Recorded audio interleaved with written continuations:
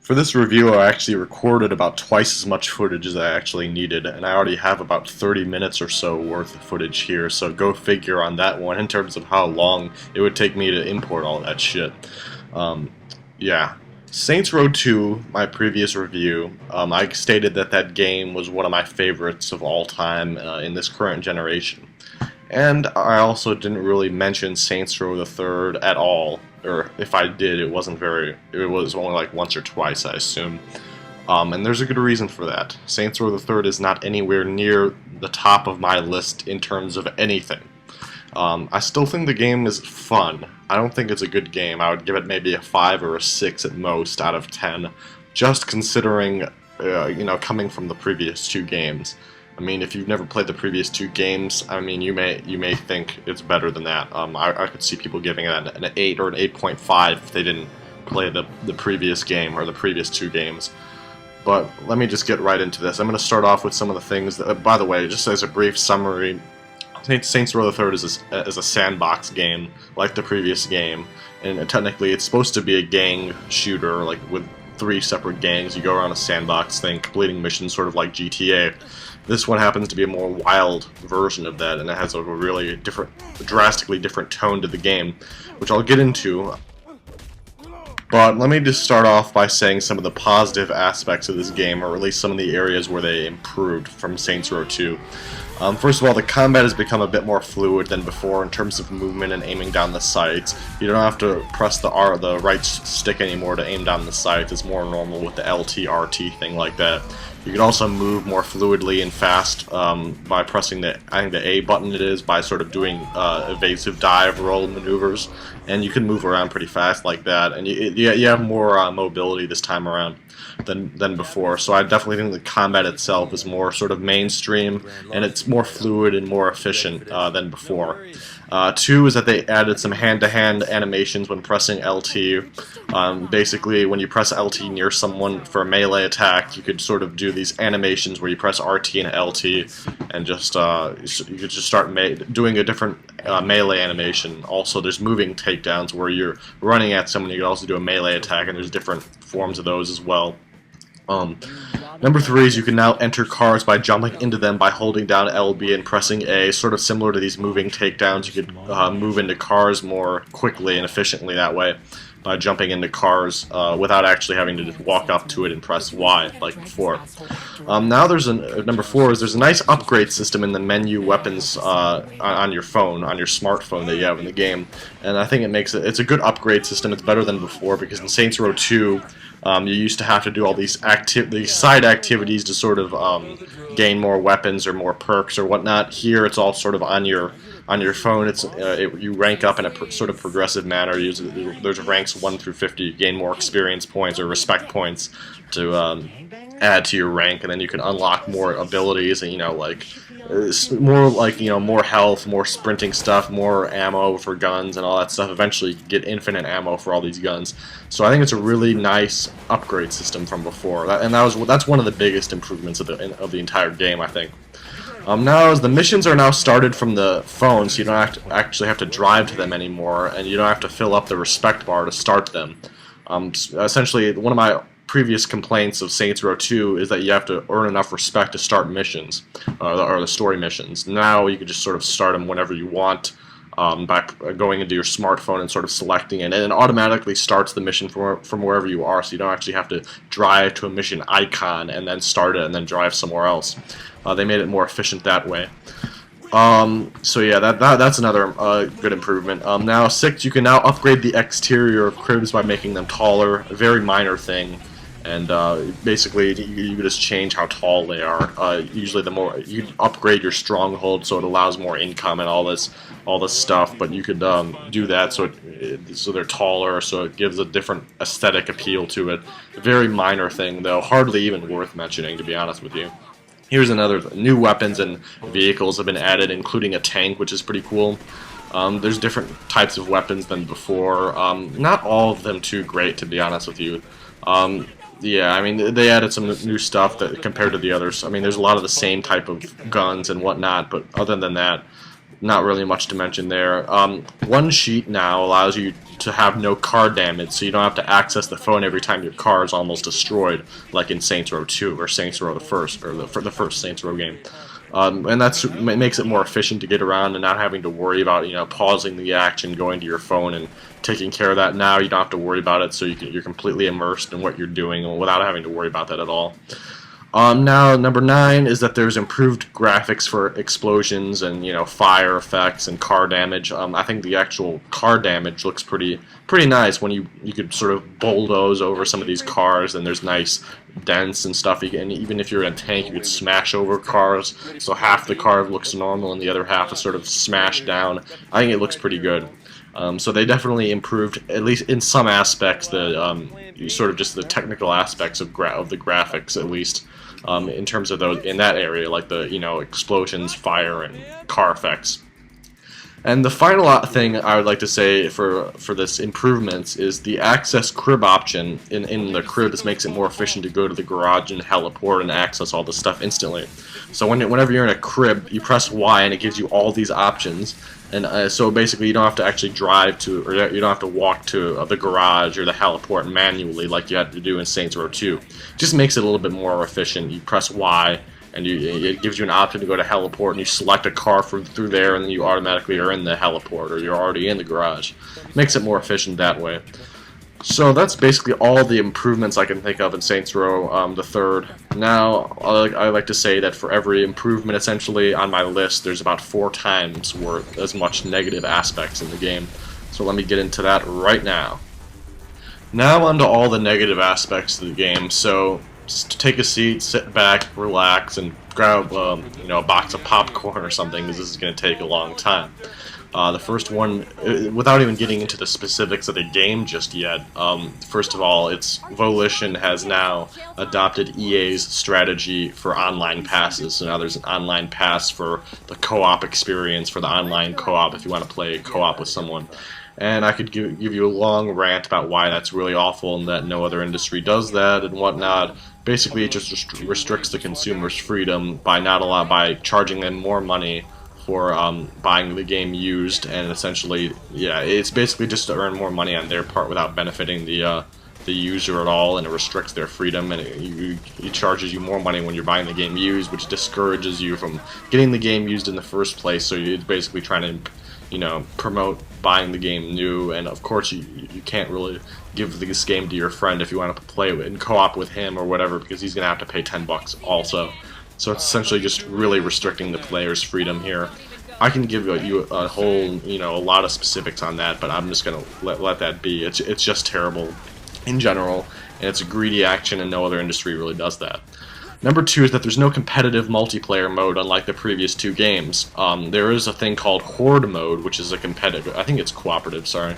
It's sort of like a Horde mode, like Gears of War, like the wave-based survival thing, but I've never even played it before. I've heard it's pretty, you know, not very good. It's sort of tacked on, not very much effort was put into it. But the lack of competitive multiplayer mode, I personally did not play the competitive multiplayer modes in either of the previous Saints Row games very often at all, but I know some people who did that and really enjoyed it, and I don't believe that there's any real reason why that had to be taken out of the game, especially if I think they told us that the reason why they got rid of that is to bulk up the story aspect of it, but that clearly was not the case, as I'll explain later on. So really, it just makes it, you know, the game doesn't have as much content as a result of that. Number 3, almost every aspect of the game that I'm going to criticize from now on can be tied back to this one grand aspect of the game. And this is that the tone of the game is just way too over the top and crazy. There's like a lot of, you know, from the 3-foot dildos used in the promotion all the way to like the forced humor every line where everyone's trying to say a bunch of one-liners. It's simply way too silly, crude, and not in keeping with the seriousness of the previous 2 games. Sure, the previous 2 games were very, you know, quite funny at times, but they're also quite serious, and the tone of this game is just very rudely and violently shifted to something that's almost childlike in nature. It feels like it's so silly that it almost feels like it's hard to take this seriously. But at the same time, there's so much crude stuff going on here. Like I can't even think of hardly any specific example, just like from the 3-foot dildo, all the way to just sort of like like how they promoted the game and just sort of the content that's in there. It's just, I don't know, it's just way too silly, over the top, unrealistic. I can't take it very seriously at all. I mean, it just, I don't know, it doesn't have that sort of the tone of the previous two games, if you know what I mean. I have a hard time explaining it. The tone is in the people who made this game just didn't take it very seriously. Like, they didn't want you to take it seriously. I mean, that's just not how the previous two games were, in my view. I took those two games as extremely story-driven, and here it's just sort of like all they're focusing on is just all the all flash stuff. You know, it's all flash, no substance. Really, in my view, it's just way too over the top crazy. It's just not very substantive, the story or the characters here at all.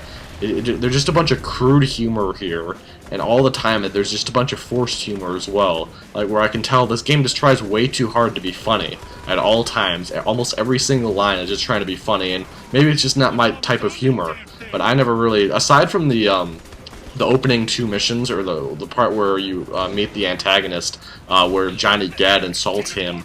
Other than that, I never really laughed once in the entire game. Maybe it's just I have a bad sense of humor, but usually I like smarter humor, you know, clever humor. Here, it's just they try way too hard, over the top, to try and, like, I don't know, just force this on you. They're just trying to force you to, you know, laugh at their crude jokes without it actually coming naturally out of the game. You know, they're just trying way too often, way too hard to force humor on you in the most, you know, in the silliest ways, over the top, crude fashion. And I just did not like that aspect of the game. I hope you know what I mean. I'm sure people, you know what I mean when if you played this game. It's just not to my liking at all. And the other point here is another big one for the story, is that Johnny Gat, who's the second main character in the entire series up to this point, dies off within the first 10-15 minutes of the game. And it shouldn't have happened in the first place, in my opinion, at all. I mean, it's usually not a wise idea in storytelling to kill off the second main character at all in anything, really. The only time I really saw this well, at least in video games, is what's his name, Dom's death scene in Gears of War 3, because it actually was well done, and it sort of played into like the whole sacrifice thing that game was going for. I mean, it was obviously a lot more story driven than something like this, but I don't know, I just felt it was handled well, and it just felt well done in the right place. There's more context behind it, and it was just more, it was more appropriate for that game, or his death. And here, it's just in the opening, and first of all, you don't even see the death. It occurs far too early in the game anyway, and you don't actually see it. All you hear is just him over a radio and some gunshots, and that's it. And it was just so poorly executed. I mean, it didn't fit his character at all. It didn't suit his character, and that his character is such a humongous badass, you know, and he should be going down, killing off like 50 guys. Just consider how they portrayed Gat in the previous two games. Invincible, sort of, you know, over-the-top badass who can just sort of survive almost anything. He survived a samurai sword. I think he got shot in the knee in the first game by that one big guy, and he's still up and running like it's nobody's business. Here, they just killed him off, and it was so poorly executed, so poorly done. It was off camera, it was ambiguous, and it didn't suit his character at all. And they never even bring him back in the game at all. They just sort of leave it at that. The antagonist mentions a body, but we never see a body in the game. We go to his funeral, which is another thing, in Stillwater, towards the middle of the game, and you don't see a body there either. It's very ambiguous and unclear. And the death was sort of leaked before the game was actually released, in that I think this footage right here, this opening, or the second mission of the game here, on the big airplane, I think that the footage of that was posted online, and they saw that one, you could hear that one point, so it was leaked, and there was speculation before the game was even released, and that's really unacceptable. You know, it ruins the quality of that anyway. My next point is that the established antagonist, Philippe Laurent, the Belgian guy, is killed off within the first 3 hours or less of the game, so it almost feels like there's a new, entirely different storyline after that point in the game. I mean, it's just unheard of, really, to establish an antagonist, and then just sort of kill him off 3 hours, then establish someone else. It's just, I don't know, it's just like in Batman or something, like they establish Bane, and then he gets killed off within the first 45 minutes, and the hour and a half it's just some other guy in there. It's just not proper story structure. Very disappointing, because he was actually the most promising antagonist out of any of the other you know, villains, Kill Bane or whatever in the rest of the game. I actually liked his character. It seemed like he was someone you'd like to hate. You know, well voice acted. He was sort of a well done character while he was still in the game.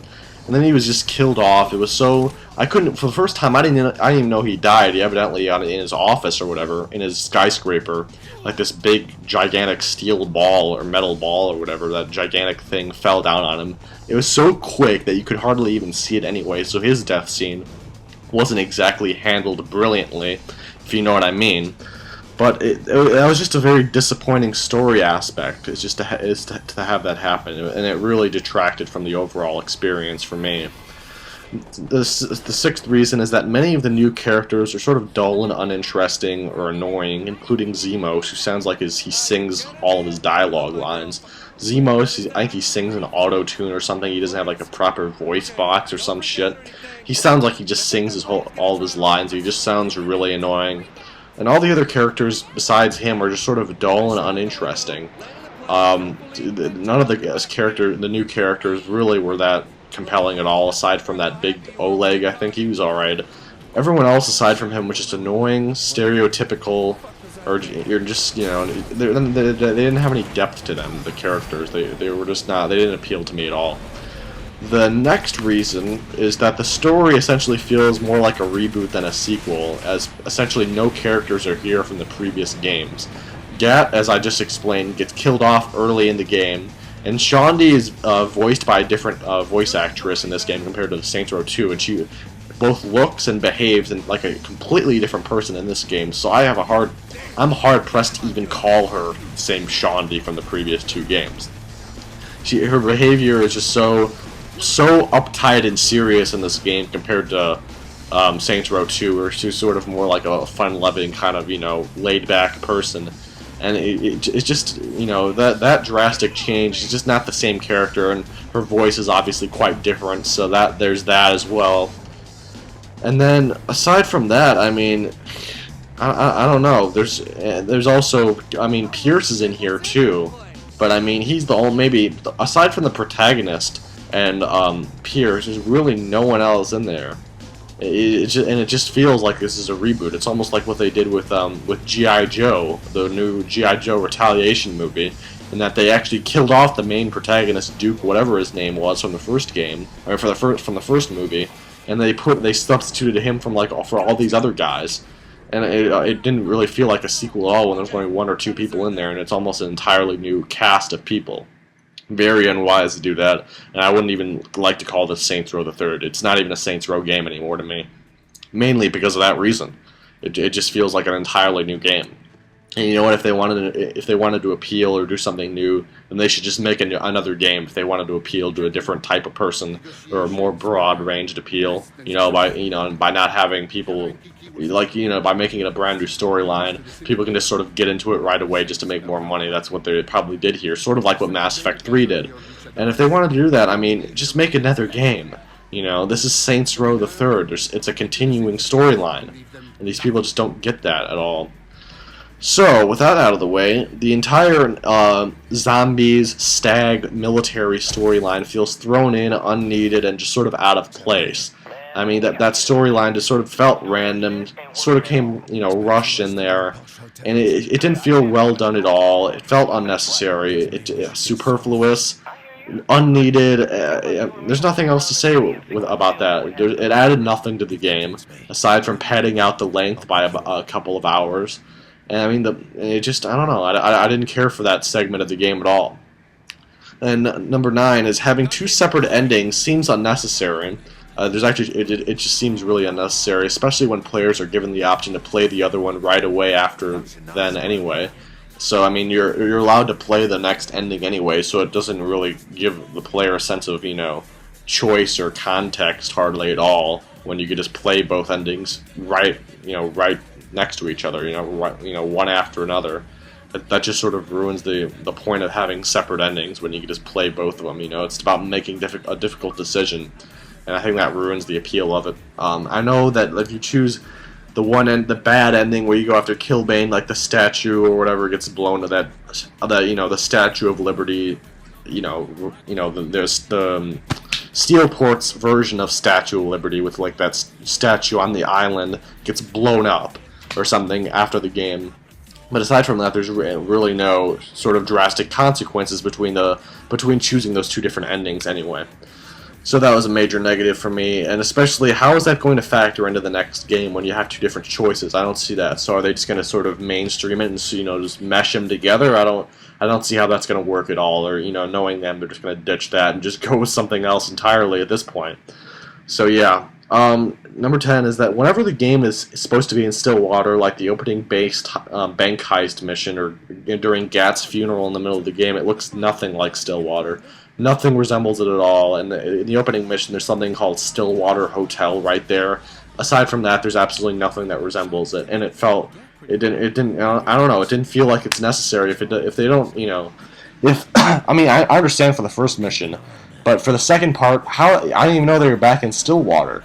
Because it looks exactly the same as Steelport in the cutscene. So it just didn't. It felt confusing. It felt jarring, and I don't know. It didn't feel well done. It felt lazy. So next thing is that the three separate gangs. There's like these people called the Luchadors, which are like the green guys, the Deckers, which are the blue guys, and the Morning Star, which is who Philip Loren was. These are like these red suited guys. They're all sort of combined into one huge gang operation. So they're all working together to defeat your character, and it sort of defeats the purpose of having three separate gangs in the first place when they're all just sort of working together. That was the point of the first two Saints Row games, is that the gangs were all separate. They were completely different. They had completely different characters. Here, they just don't have that. It's all streamlined and meshed together, which I didn't really care for.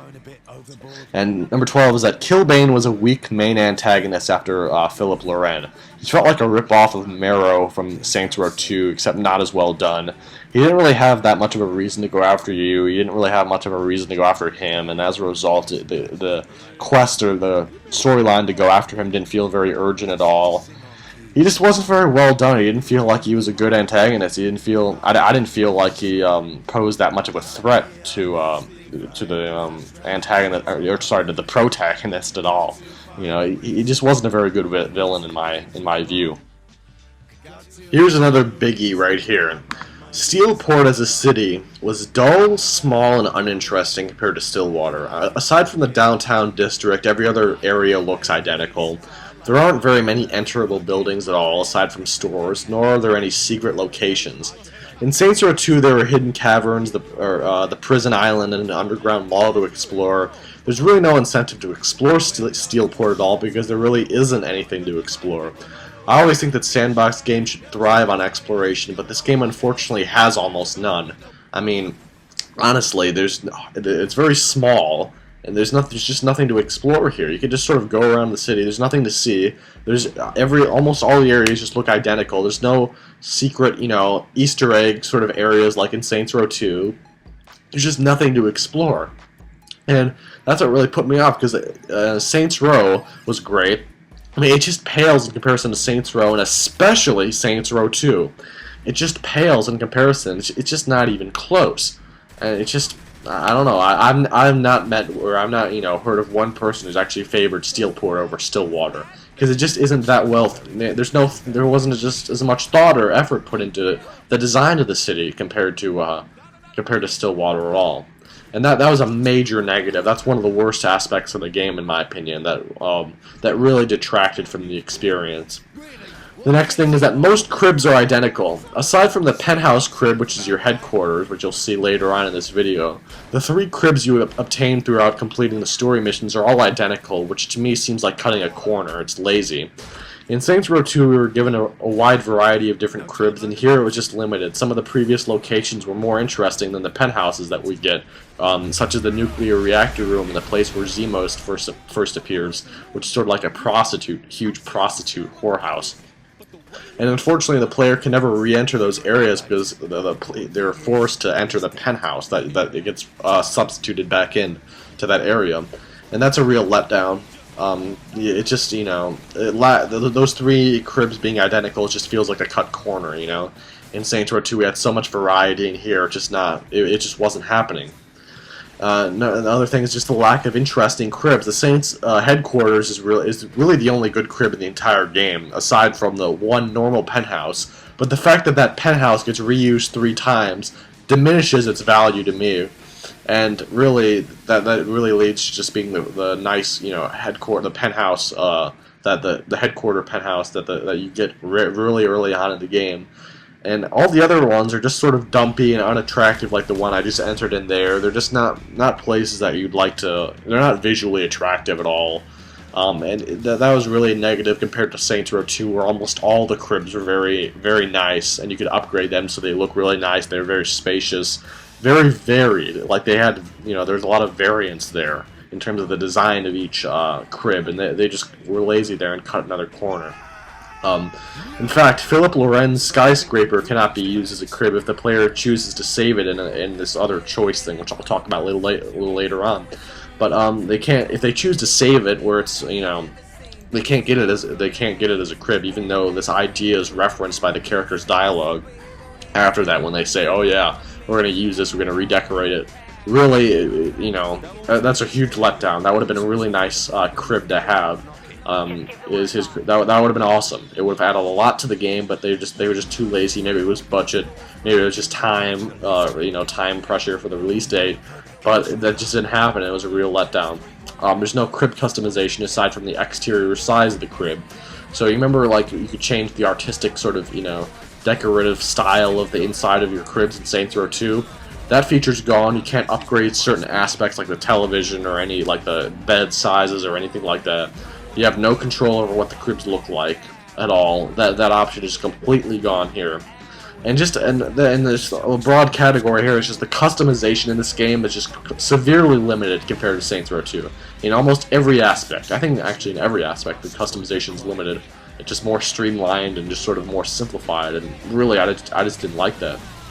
So yeah, no crib customization whatsoever, aside from the exterior of the crib, which I did mention was a positive, but it really just sort of, not substantive. It's just, technically it is a positive change, but they added one thing to the customization and took away everything else for the crib customization.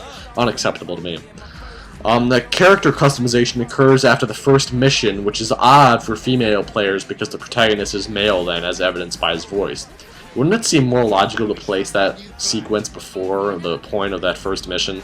I'm not a female player, obviously, but I can understand why some people are weirded out. I can understand it just wasn't handled very well. It's just not it's an illogical place to put that customization sequence or the character creation sequence there. It just didn't make any sense to me at all. Character customization is somewhat simplified with the numbers, the numbers that you had in Saints Row 2 to customize. The number sliders are changing by 2s, 5s, and even 10s instead of just allowing every number to be accessible from 1 to 100. Now it's sort of simplified, and I just didn't care for that at all. Clothing layers have now been completely eliminated and disallowing the same amount of clothing options compared to the previous 2 games. So now every single clothing option, it's already sort of pre-made for you. You can't mix and match your clothing options.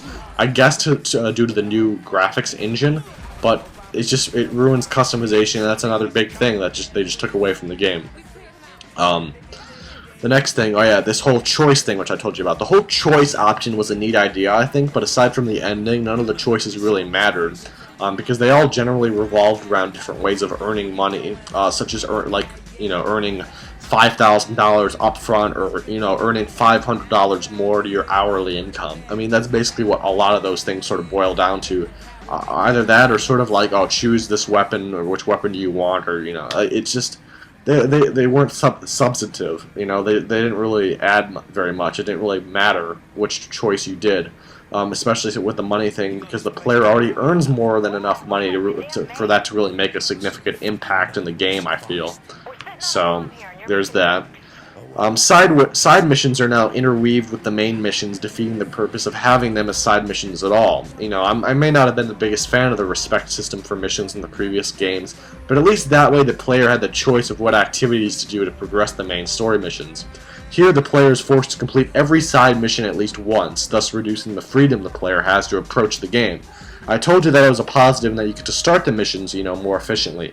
But it's actually worse this time because now the side missions are interweaved here, so you have to play the side missions anyway, so it's really not any better, and you could just sort of, in Saints Row 2, you got to choose which side missions you want. So if you really liked, say, Fight Club, which isn't actually in the game, which is a shame too, you get to, you know, you could just repeatedly play both of the side activities all the way and earn respect that way, as opposed to having to complete all these, like having a little taste of every single one of them one time, and that just reduces the amount of the amount of freedom the player has towards approaching the game. Alrighty, and going off of that, side missions aren't as enjoyable as the previous game. Fun side activities like Fight Club and Septic Avenger, I think that's the one where you throw in, you're in a garbage thing or whatever, and you just spew shit around the city. They're gone, and the new ones like Professor Genki don't have as much replay value for me as something like Fight Club. There's also a bunch of new activities that just don't, I don't know, they just don't have that much appeal to me. They don't appeal to me whatsoever. Yeah, I just found the side missions to be, you know, just not as enjoyable compared to Saints Row 2. They just weren't as fun. They didn't have as much replay value. They just weren't as interesting, to be honest with you. And believe it or not, we're only just over halfway through. So anyway, next point is combat upgrades cannot be downgraded in the game. I may not have had a problem with this necessarily had the option not been available in the previous game, but it was.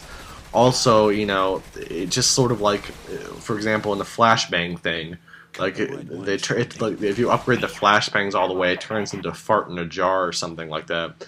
And some people just may not like that, and they may not have known what it would look like or what would happen there, you know, how the upgrade would happen. And if they don't like the upgrade, then it's impossible to downgrade from that.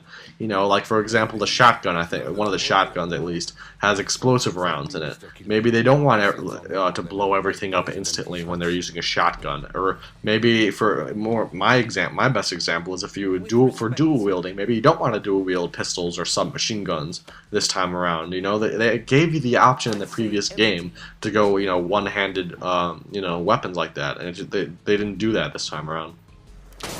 Now, what is next here? Oh yeah, during combat, it would have been nice to perform different executions like the last game with the specific weapons instead of just a neck snap whenever you're using someone as a human shield.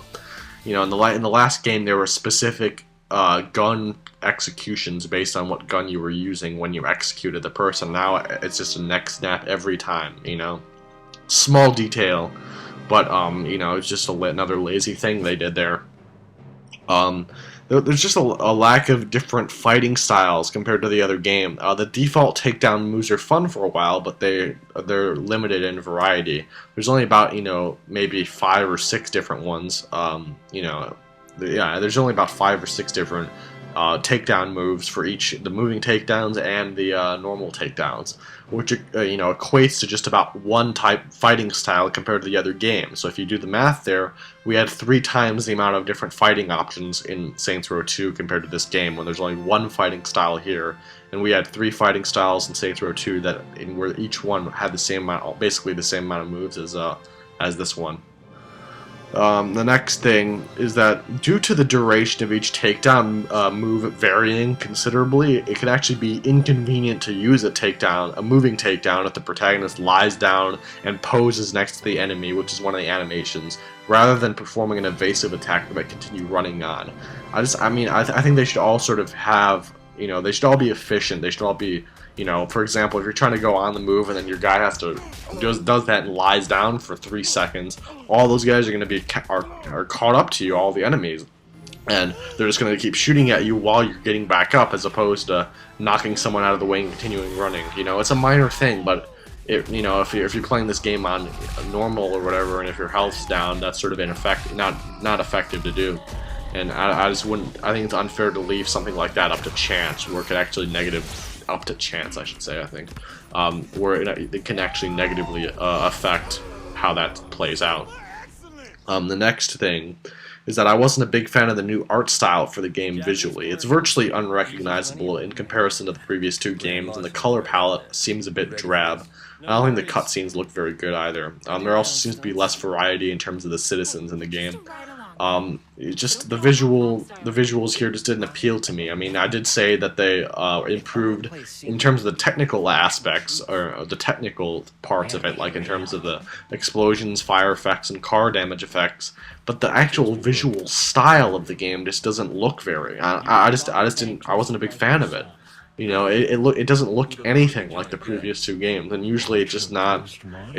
I wouldn't think it's the same game if I thought so. If I didn't know the names of like Saints Row 2 in this game, I would never know that it was just supposed to be the sequel to that game. I just didn't like the color palette either. I don't know. I just didn't like it at all. And there's also, I don't know if I mentioned this, but there's also no day and night cycle. I think I actually forgot to mention this in my official little list here I'm reading off from. But you actually have to quit out of the game or do a mission and do that in order for the weather or for the daytime to change from day to night or whatnot. It doesn't do that naturally, and that's another lazy step compared to Saints Row 2, and even the first Saints Row, I believe, had that feature. The next thing is the soundtrack of the game. I mean, aside from Power by Kanye West, which is sort of like one of the featured songs, the rest of the soundtrack simply didn't appeal to me compared to Saints Row 2. I felt there was, I don't know, there's more options, I feel like, in Saints Row 2. There's better music in Saints Row 2. That is a personal thing, I'll admit that. You know, maybe some people may like the music better in this game compared to Saints Row 2, but I just did not. Slowdowns are fairly frequent throughout the game, even when nothing hectic is occurring on screen. Glitches are also frequent, and while Saints Row 2 had plenty of them, I'll admit that, the ones here are so much more annoying and actually hamper the gameplay experience compared to the funny, cute, you know, enjoyable glitches from Saints Row 2. I mean, yeah, aside from that sound glitch that I think I mentioned in Saints Row 2, where if you have too much heavy stuff, you can hear the gunfire no matter what. Here, there's frequent slowdowns every time when you're just driving a car for like 20 seconds. And there's also been a lot of different glitches. I uploaded that one video about a year ago or whatever, where my guy completely disappeared. Everything looked like shit. I mean, the game is glitchy as hell to the point where it negatively impacts it. I mean, it's just way too damn glitchy. Tires on vehicles seem to blow out too easily in every vehicle I use, oftentimes even before I enter the vehicle, and I never really had this problem in Saints Row 2. It just makes traveling by cars not very efficient when the tires, they just don't seem to be very durable. You know, it seems like maybe it's just an upgrade thing, but I mean, by default, most of the Saints Row 2 cars just were more durable, and the tires didn't blow out very easily at all until, you know, I was in a chase or something like that. It just didn't happen. And there's just like the lack of immersion features, such as using food or drink items and also picking up props to use in combat. That's a thing that's worse about combat in this game, is that you can't pick up, like, you know, objects from the environment to sort of use to your advantage, you know, like in Saints Row 2, which is an awesome feature, I felt. It's absent in this game, unfortunately. Next thing is that upon the completion of the game, many of the city's bridges are raised, thus making traveling by car slightly inefficient when it shouldn't be.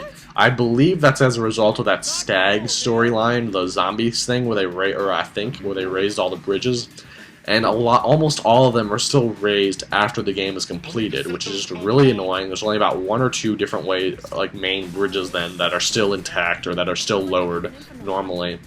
And besides that, it's just not, you know, theoretically you could sort of drive, you know, could keep going, but you have to be very exact when it comes to, you know, because the bridges have like miniature, like, you know, beams and ceilings, so it's not like you could just sort of fly over there. You're gonna get rammed by the ceiling of the other thing. So it's more difficult than it should be just to like sort of cross it anyway with a car. But they shouldn't be raised like that. It's really annoying. Big thing right here is the removal of both cutscene and mission replay. This is something I absolutely loved during Saints Row 2, and the feature's completely absent here. This is something that I love doing with my character when I customize, just see how he or she looks, or whatever, in the different cutscenes. And that feature is just completely absent here. It's completely gone. And that was one of the big reasons why I enjoyed Saints Row 2, is just to sort of replay all those things. Even just like all the cutscenes for a specific game campaign, just to see how my character looked and dressed in each scene. And that feature's just completely removed here, and it's really unacceptable. Another really disappointing thing is the fact that the game's length is less than 15 hours. You can easily complete this in less than 15 hours, which is, you know, like half the length of the other games. And especially considering how there's no competitive multiplayer here, it just feels like there's not enough content here, not enough replayability, not enough bang for your buck ultimately. You also have to pay for cheats, which was a free feature in the previous 2 games. I mean, honestly, like they took an aspect of Saints Row 2 and the first Saints Row game that everybody loved, and now they make you pay for it. It's unacceptable. I don't even have to comment any further on that. Last two things here. Poor DLCs so far. Gat's death is alluded to in some of the DLCs, which is a bit insulting if he's actually supposed to be dead. If he's truly supposed to be dead, why bring his death into question again? I thought Johnny was supposed to reappear in Trouble with Clones, but he didn't, so that entire DLC was essentially pointless to me, and none of the DLCs have advanced the story at all in any real significant way. They've all been sort of side shit, and they just didn't feel relevant or necessary at all. Like, some of the characters in them have just been really annoying. I mean, just more silliness, more craziness, more bullshit. It's just the same stuff, even like in the DLC, it seems to be amplified. It just seems to be crazier, stupider, or not more stupid, stupider, or whatever you want to call it there. It's more idiotic, I should say. But I was not a fan of any of the DLCs at all. And finally, what the hell happened to Dex's storyline from the DLC in Saints Row 2? That was just another completely dropped aspect from the previous 2 games. I just don't understand that. If this is supposed to be a sequel, you should carry on the same story arcs that you established in the previous game or 2. I don't understand why they did not do that. And obviously, what worries me is that for Saints Row 4 or Saints Row the 4th, whatever the hell they're going to call it, it's going to be like an alien invasion. That's what I've heard based on like the plot summary or plot synopsis on the internet that I saw about 2 or 3 weeks ago. I think it was posted. And I believe it's coming out in 2 or 3 months max. It's going to come out probably sometime in August or maybe September. I mean, and that's probably the reason why I've made this review sort of close to then, is that I'm not going to be buying the next Saints Row game, whatever they call it, because they've lost, you know, I don't have any faith in them anymore. They've lost my trust in them because of all the stuff they've been doing in this game. I mean, it almost seems like I was bitching a lot. This is almost sort of like my Mass Effect 3 video, the general complaints I had about the game.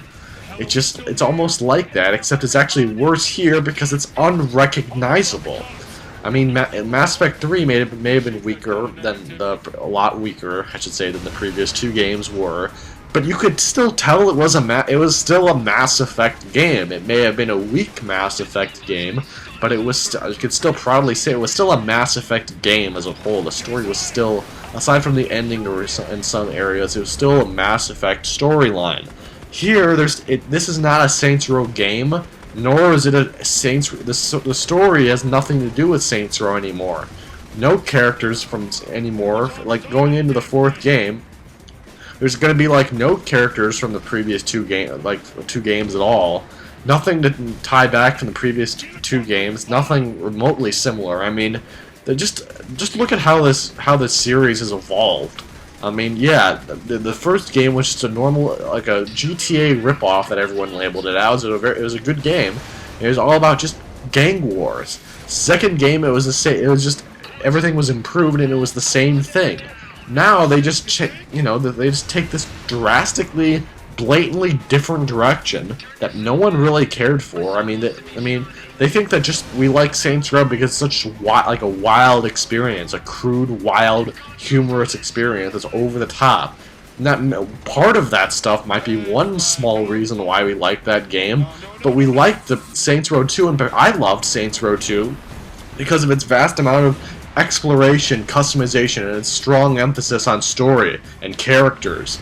And they're just completely abandoning all that. I mean, what the hell is this? How can you go from a serious gang story, which is like completely like a street gang story, all the way to fighting off aliens in the same damn series?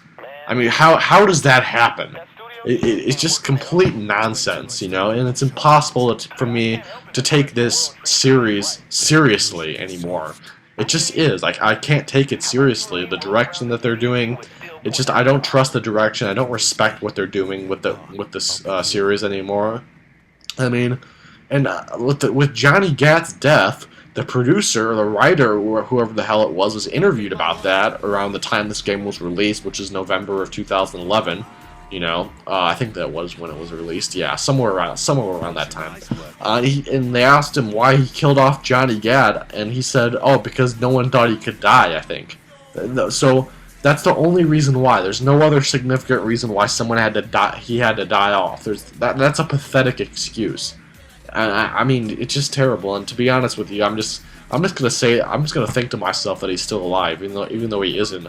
Or actually, we don't even know if he is or not because of the whole ambiguous thing that was referenced in like the Professor Genki DLC with like, is he still alive? Or I mean, God, maybe he'll appear in the next Saints Row game. Who knows? I mean, he's as a zombie character. You can get him after the end of this game, but I mean, it's just not the same thing. It's just not the same thing.